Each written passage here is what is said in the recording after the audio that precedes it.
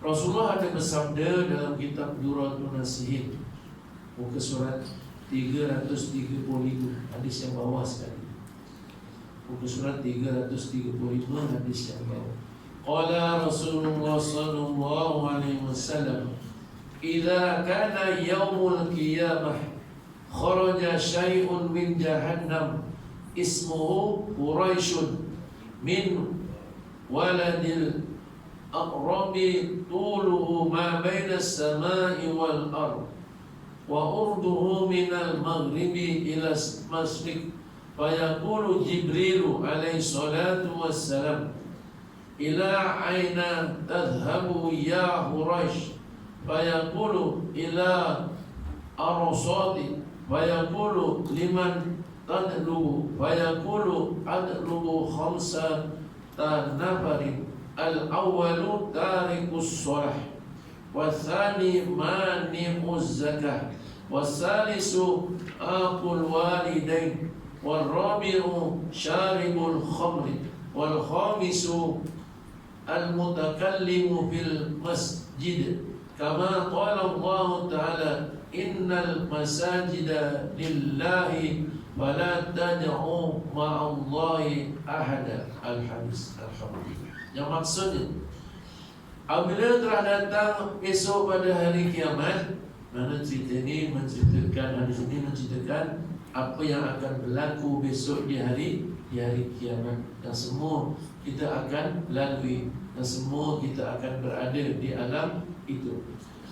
Maka keluarlah seekor binatang dari dalam neraka jahanam. Jadi mana ini binatang yang hidupnya dalam neraka. Bayangkanlah kalau neraka begitu keadaannya, yang panasnya 70 ganda daripada api panasnya kat dunia, dia boleh hidup. Hebat tak binatang? Ada binatang memang hebatlah. Dia punya ganasnya lah. Bayangkan dia boleh hidup dalam neraka. Hari besok tiba saja hari kiamat, maka kata Rasulullah, keluarlah seekor binatang dari dalam neraka jahanam yang bernama Quraisy. Namanya Quraisy. Berbapa kepada kala jengking. Panjangnya antara langit dan bumi. Panjangnya binatang yang nama Quraisy itu antara langit dengan bumi. Macam mana dia agak? Allahu Akbar. Serta lebarnya dari timur ke barat. Lebarnya badan itu dari timur ke barat. Contohnya, kalau kita ni dekat Malaysia ni, pantai timur dengan pantai barat, bagaimana badan itu antara Johor dengan Perlis sana, besar tak? Itu baru Malaysia. Ini dunia. Cerita dunia. Macam mana besarnya kan? Jadi kalau kita ni agaknya macam, kalau kita makan sabun kan halus ya. Itulah gambaran lah. Kita ni yang lebih besar ni, kalau binatang dia lebih besar, agak kita ni tak payah dia dicengkap, disedut aja dengan mulut dia dah masuk dalam perut dia. Lebih besarnya binatang. Maka bertanya malaikat Jibril. Jadi kata Rasulullah, apabila binatang yang sangat menggerunkan itu keluar, maka yang berani tanya semua malaikat Jibril, ketua malaikat. Malaikat lain pun tak boleh nak tanya. Silap-silap tanya. Ya, kalau kita pergi mana satu-satu tempat yang memang tempat orang jahat, lepas kita masuk kat situ dengan keadaannya, dengan tengok misalnya, dengan tangan yang bercok-cok, itu orang nak tanya tak? Itu gambaran kan? Kalau orang biasa tak berani. Mana kalau orang yang lebih tinggi dia punya kekuatan daripada dia, mungkin boleh berani. Kalau macam kita orang biasa ni, nak tengok pun takut jalan pun tu tahu kamu ditengking kan, lempang jadi kemana begitu. Jadi yang berani tanya dalam kitab ini dijelaskan malaikat Jibril. Malaikat ini ketua malaikat. Apa kata-kata Jibril? Kemana kau ya Quraisy? Jadi berkatalah binatang yang nama Quraisy itu, saya mencari 5 orang. Dia cari 5 jenis manusia. Mudah-mudahan kita jangan sampailah termasuk besok orang yang dicari oleh binatang yang nama Quraisy itu. Oleh malaikat Jibril tanya, ialah bayangkan, takkan kita tak percaya? Kata ini Rasulullah kita, malaikat Jibril yang tanya. Sedangkan Al-Quran pun turun melalui malaikat Jibril. Hadis-hadis yang turun daripada Rasulullah pun daripada malaikat Jibril. Bermakna ini hadis yang sahih. Sebab Jibril sendiri yang tanya, dilengkapkan oleh Rasulullah. Jadi ayo, bermakna kita sama-sama berusaha jangan sampai termasuk 5 golongan manusia yang dicari oleh binatang daripada neraka jahanam yang nama Quraisy. Itu tujuannya. Tujuannya kita baca itu kena kita sekarang ada kat dunia, jadi mana kita dah tahu, buat persiapan dah. Jangan sampai kita buat perkara yang termasuk 5 golongan manusia itu. Yang pertama kata Quraisy, iaitu al-awwalu tarikus solah. Daripada 5 tu yang pertama, bermakna nombor 1. Nombor 1 kan paling penting, nombor 1. Apa dia? Tarikus solah. Dia nak cari orang yang meninggalkan solat. Jadi bersyukur kepada Allah. Kenapa? Kerana kita dipimpin oleh Allah, diberi petunjuk oleh Allah. Di akhir-akhir ini kita menjadi orang yang menjaga solat. Terlepas itu, jangan sampai. Jadi persoalannya dulu punya cerita. Memang dulu, cuba kita bayangkan, daripada kita balik dulu umur 15 tahun, pernah tak meninggalkan solat?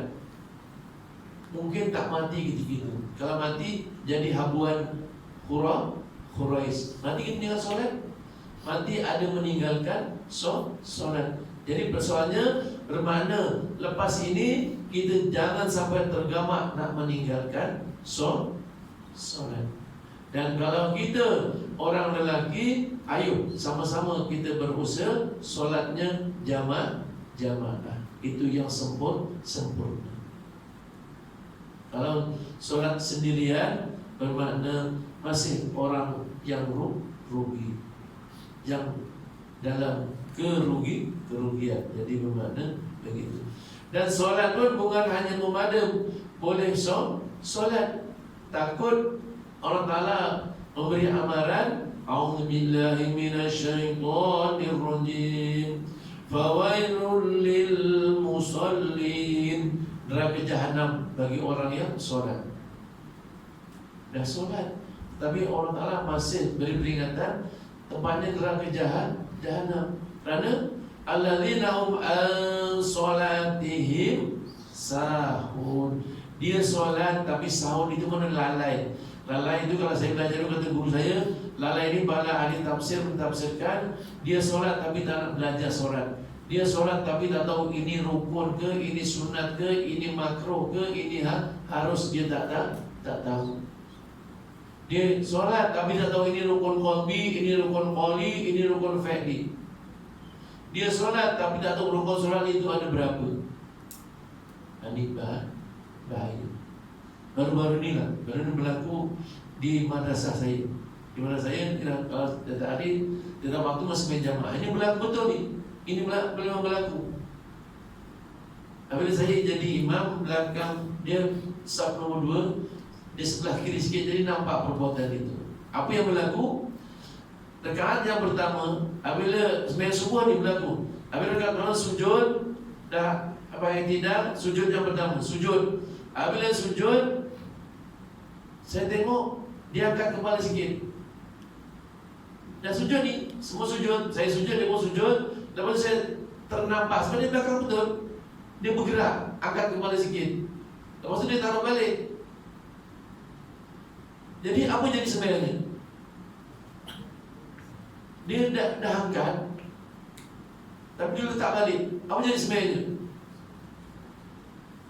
Batal lah. Apabila dah habis solat, ada cerita lah, dah habis solat, saya panggil dia. Dari sini kau, kenapa tadi kau angkat kepala? Dia jawab, ada binatang Ustaz.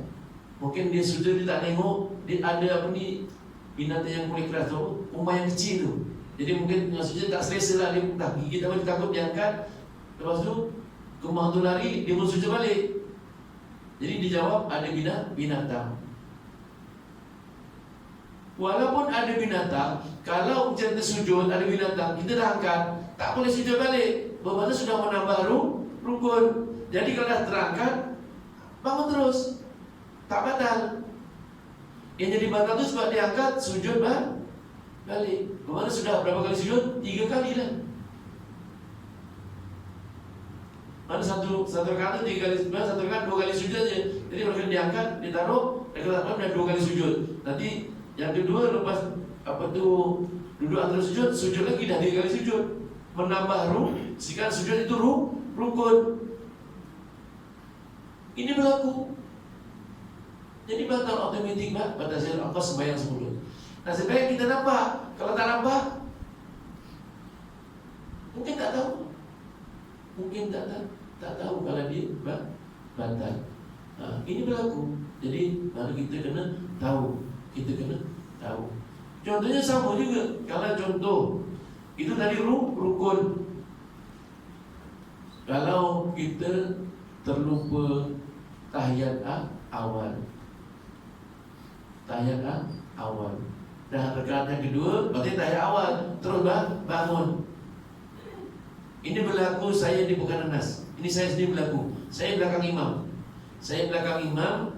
Apabila berlaku begitu, imam dah bangun, makmum latah. Subhanallah. Imam pun melatah duduk. Apa jadi jamaah tu? Tak huru-hara jadinya. Imam dah berdiri, ini memang berlaku. Imam dah berdiri, okeylah dia dah lupa, dah berdiri. Makmum pula melatah subhanallah. Imam pula kalah kabut, melatah juga, duduk. Rosak kalau tak ada yang ganti. Jadi saya sendiri yang terpaksa ke depan. Saya ke depan ketika itu dia dah berdiri, saya pun ke depan ganti dia.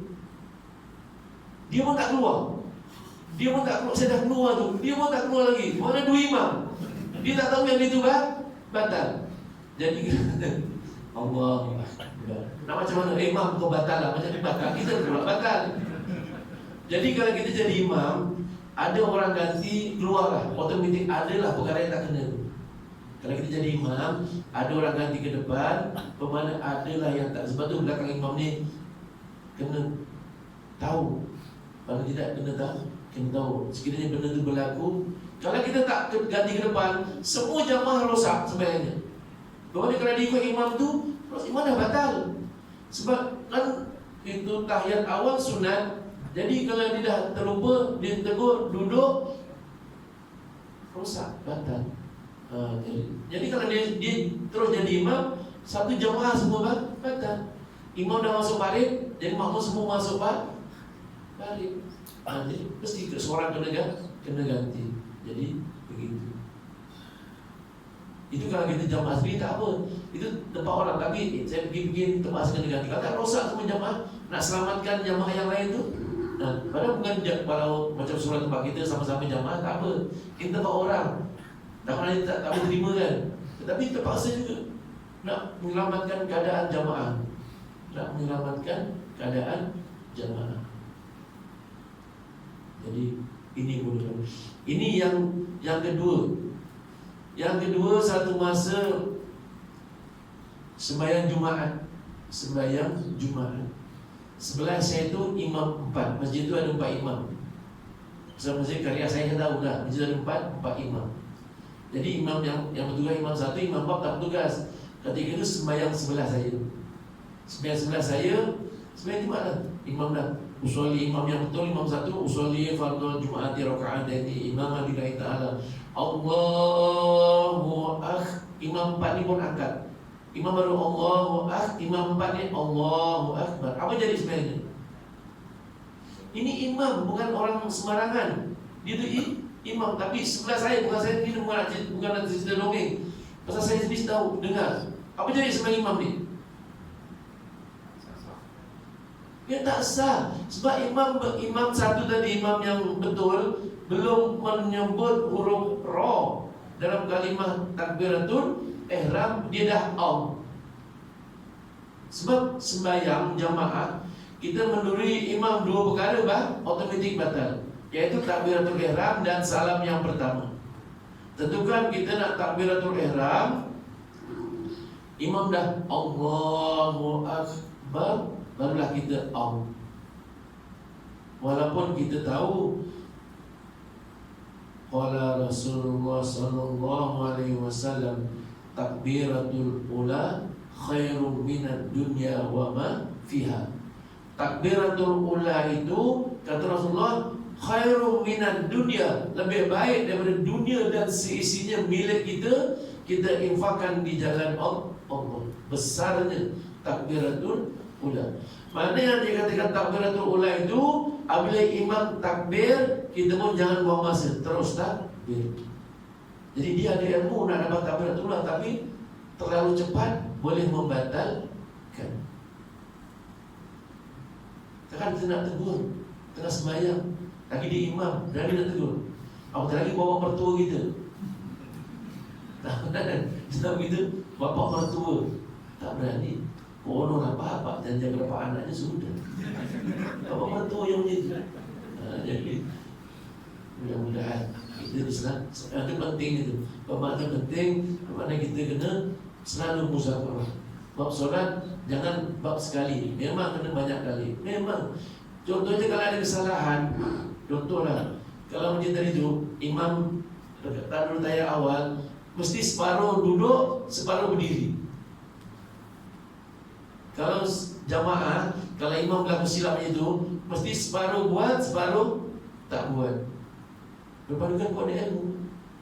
Jadi kalau yang benda yang sunat, imam berdiri, diri adalah ikutlah. Benda tu sunat. Apa nak kita gatal nak duduk baca tayar awal, nak tunjuk pandai. Sekarang kita nak ikut imam. Jadi kalau perkara yang wajib tak boleh ikut, perkara yang rukun tak boleh ikut. Contoh, imam bangun rakaat yang kelima, kita tahu, kita duduk, itu jangan ikut. Sebab imam sudah menambah rukun, tapi imam tak batal, sebab dia yakin itu rakaat yang keempat. Apabila imam berdiri, kita duduk, kita pun subhanallah. Imam tak duduk juga, subhanallah. Tak duduk juga, subhanallah. Dah tak duduk, dah diam, tak payah nak tutup. Oh imam, tak duduk. Dah tak payah. Imam sah, dia yakin itu rakaat yang keempat. Kita bacalah surah-surah. Tunggu imam rukuk, i'tidal, sujud, baca ayat, imam salam, kita pun salam. Hasil jamaahnya. Ini berlaku di kampung saya. Ada orang tanya saya balik Raya Haji yang lepas, ada orang tanya, macam mana Ustaz, dekat masjid saya berlaku perkara ini. Imam satu jadi imam, imam dua belakang imam. Jadi dua imam ni, belakang imam satu pun imam dua. Semua hebat-hebat tadi imam. Jadi apabila sembahyang isyak katanya, sembahyang isyak, imam rakaat yang kedua bangun, Allahu Akbar, Bismillahirrahmanirrahim, Qul huwallahu ahad, Allahus samad, lam yalid wa lam yulad wa lam yakul lahu kufuwan ahad. Apa yang imam tak baca? Fatihah. Tapi imam dua sudah panik, imam bangun-bangun terbaca surah Fatihah. Dia tegur sepatutnya subhanallah, bukan tegur Fatihah. Dia tegur Fatihah. Jangan dia nak bertimah imam tak baca Fatihah. Jadi ini berlaku. Apa jadi? Yang negur batal lah. Yang negur batal. Sebab kita apa yang diajar Rasulullah bila nak menegur orang, baca subhanallah dan kita dalam hati niat menegur imam dan berzikir. Kalau tak niat itu pun batal juga. Kita bukan boleh tegur subhanallah. Kita mesti kena niat sebelum tegur tu, kita niat zikir dan ingat menegur imam. Kalau tak ada dua niat ini pun kita batal. Jadi bukan boleh suka-suka menegur.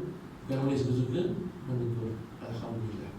Sebab itulah kita kena ingat, walaupun kita dah solat, betullah kita kena merayu kepada Allah, terimalah. Setakat itulah ilmu yang kita ada, dan kita berusaha untuk memperbaiki, mempelajari. Memang solat ini kalau belajar sampai mati pun tak habis. Kerana dihalusi betul-betul, memang sampai mati pun tak habis. Alhamdulillah. Itu yang pertama. Yang pertama kata binatang Quraisy yang dicari ialah orang yang meninggalkan solat. Mudah-mudahan kita terlepas. Ayo, sama-sama lah kita pesan-pesan jangan sampai meninggalkan solat. Yang kedua wasani mani'uz zakah, yaitu orang yang tidak mengeluarkan zakat. Orang yang tidak mengeluarkan zakat. Zakat ni ada banyak. Zakat harta, zakat simpanan, zakat perniagaan, zakat pertanian, zakat ternakan, zakat apa dia? Kita jumpa harta dalam tanah. Contohnya kita beli rumah, penyangkut-nyangkut jumpa emas satu tempayan. Contohlah. Jadi pada cangkut-cangkut rumah dah beli, rumah tu tanah kita. Jangan kita tengok orang, oh dia timus balik, ini emas ni. Kena harta rikas, amanah harta yang tertanam dalam bumi, wajib zakat. Wajib zakat. Yang kita buat diam aja. Memang di kawasan tempat kita, kawasan rumah kita, tapi kena wajib zakat. Jadi tengok, cek buku bank masing-masing.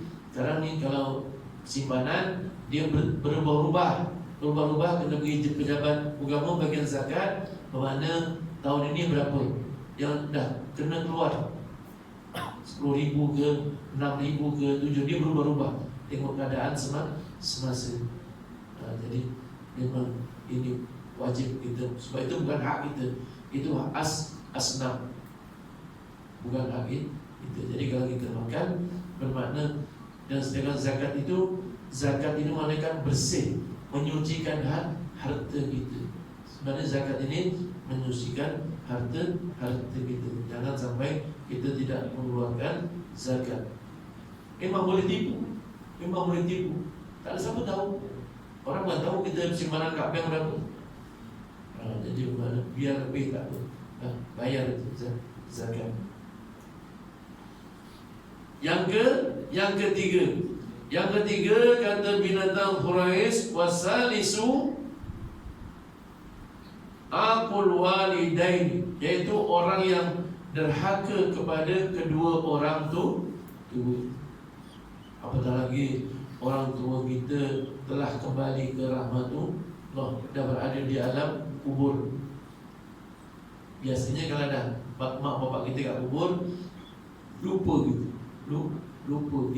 kita. Jadi jangan sampai kita lupa.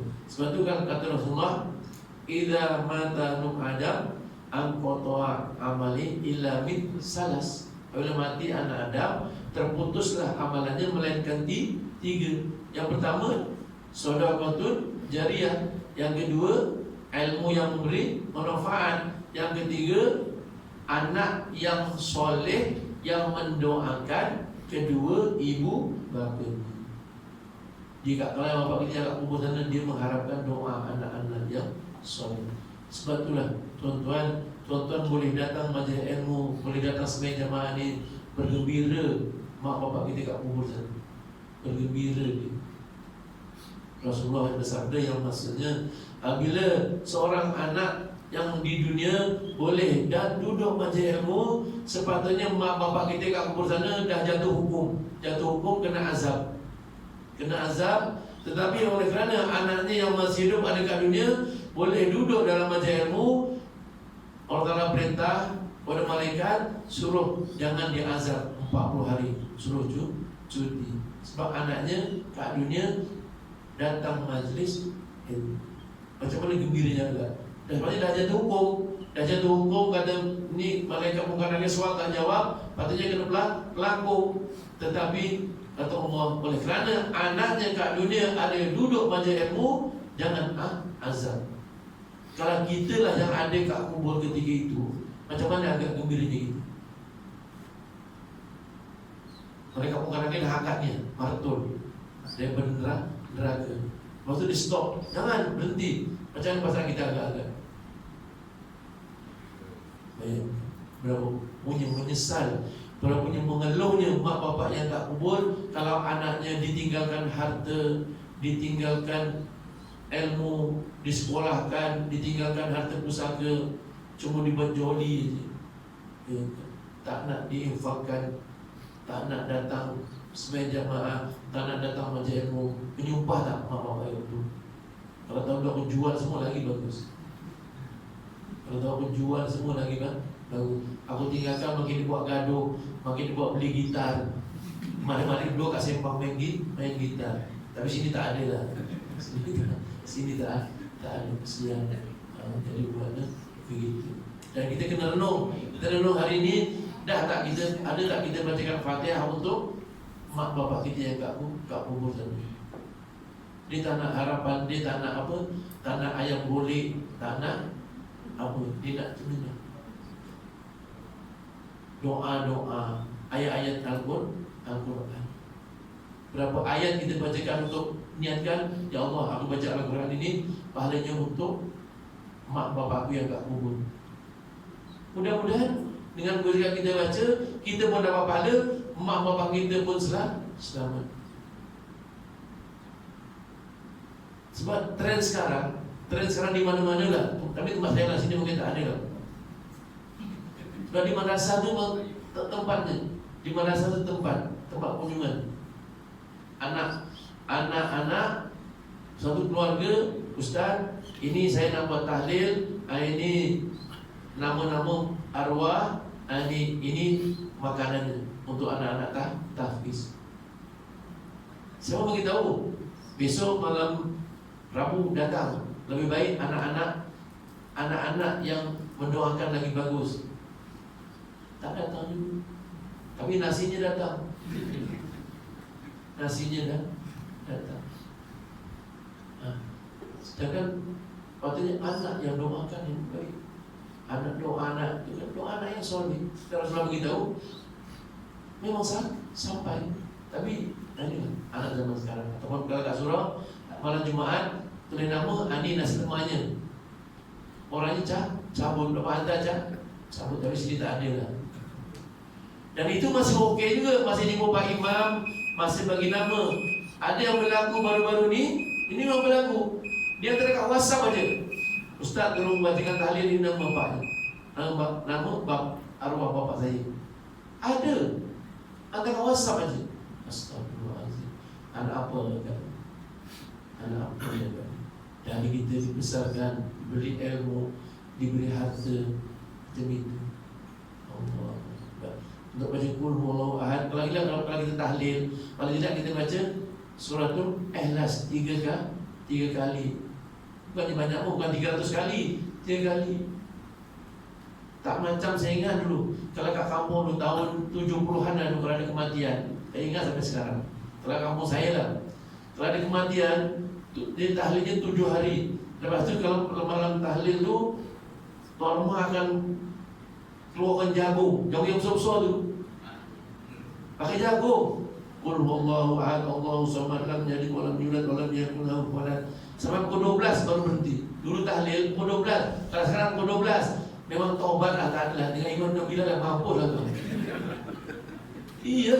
Lepas tu dah habis baca, kira, ada tukang kira pula. Dapat berapa ni? 7 hari, dapat berapa ratus ribu.